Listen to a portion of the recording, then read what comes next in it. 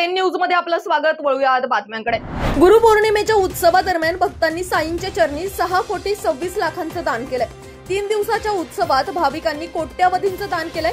हुंडीमध्ये 2,53 लाख, देणगी काउंटरला 1,19 लाख असे एकूण 6,25 लाखांची रक्कम दान करण्यात आली आहे। तर 8 लाख रुपयांचं सोनं आणि 2,07,000ची चांदी दान करण्यात आली आहे। तर गुरुपौर्णिमेच्या उत्सवादरम्यान 2 लाख भाविकांनी दर्शन घेतलंय, तर 205 भाविकांनी रक्तदान केलंय।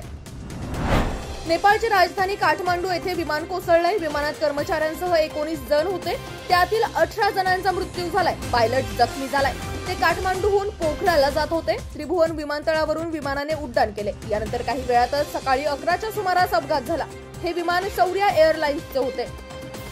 महसूल कर्मचाऱ्यांचा संप महसूल मंत्री राधाकृष्ण विखे पाटील यांच्या भेटीनंतर मागे घेण्यात आलाय।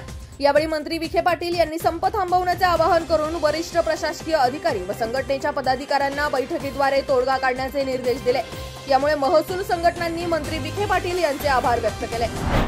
मनोज जरांगे पाटील यांनी उपोषणाला स्थगिती देताना भाजपचे टेन्शन वाढवलंय। त्यांनी संपूर्ण मराठा समाजाला आवाहन केलंय की भाजपची एकही सीट तुम्ही जिवंत आहे तोपर्यंत निवडून आणू नका। भाजप संपत चाललंय, त्याला जबाबदार फडणवीस आणि त्यांचे 2-4 लोक आहेत, असा हल्लाबोल जरांगे पाटील यांनी केलाय।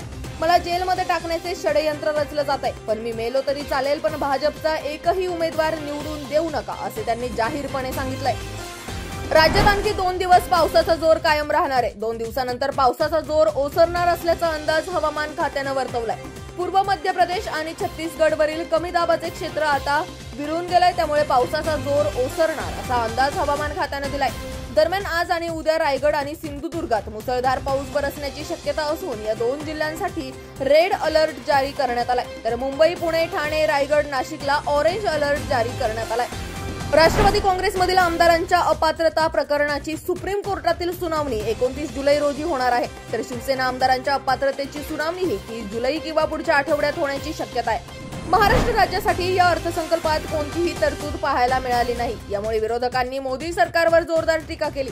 आता या टीकेला निर्मला सीतारामन यांनी प्रतिउत्तर दिलंय। अर्थसंकल्पात प्रत्येक राज्याचं नाव घेता येईलच असे नाही। जूनमध्ये केंद्रीय मंत्रिमंडळाने वाढवण बंदराला मंजुरी दिली होती। या बंदरासाठी 76,000 कोटींची मंजुरी दिली आहे। मात्र फेब्रुवारीमध्ये सादर केलेल्या अंतरिम अर्थसंकल्पात या प्रकल्पाचा उल्लेख करण्यात आला नव्हता। याचा अर्थ असा होत नाही की महाराष्ट्राच्या विकासासाठी निधी दिला नाही किंवा महाराष्ट्राकडे दुर्लक्ष केलं जात आहे, असे निर्मला सीतारामन यांनी म्हटलंय। शेतकरी नेत्यांची भेट घेतल्यानंतर लोकसभेतील विरोधी पक्षनेते राहुल गांधी म्हणाले, आम्ही आमच्या जाहीरनाम्यात कायदेशीर हमीसह MSPचा उल्लेख केला आहे। आम्ही एक मूल्यांकन केलंय आणि त्याची अंमलबजावणी केली जाऊ शकते। आम्ही नुकतीच एक बैठक घेतली ज्यामध्ये निर्णय घेण्यात आला की आम्ही इंडिया आघाडीच्या इतर नेत्यांशी बोलून देशातील शेतकऱ्यांना MSPची कायदेशीर हमी देण्यासाठी सरकारवर दबाव आणणार आहे। गतविजेत्या भारताने महिला आशिया कपच्या उपांत्य फेरीत धडक मारली आहे। भारतीय संघाने तिसऱ्या सामन्यात नेपाळचा 82 धावांच्या फरकाने पराभव केला।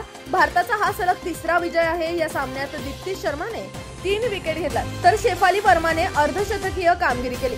26 जुलै रोजी उपांत्य फेरीचे सामने खेळले जाणार आहेत। ओव्हरहेड वायरवर बांबू पडल्याने मध्य रेल्वेची फास्ट गाड्यांची वाहतूक विस्कळीत झाली आहे। गाड्या बराच वेळ थांबल्याने प्रवाशांना पायी चालत पुढचं स्टेशन गाठण्याची वेळ आली।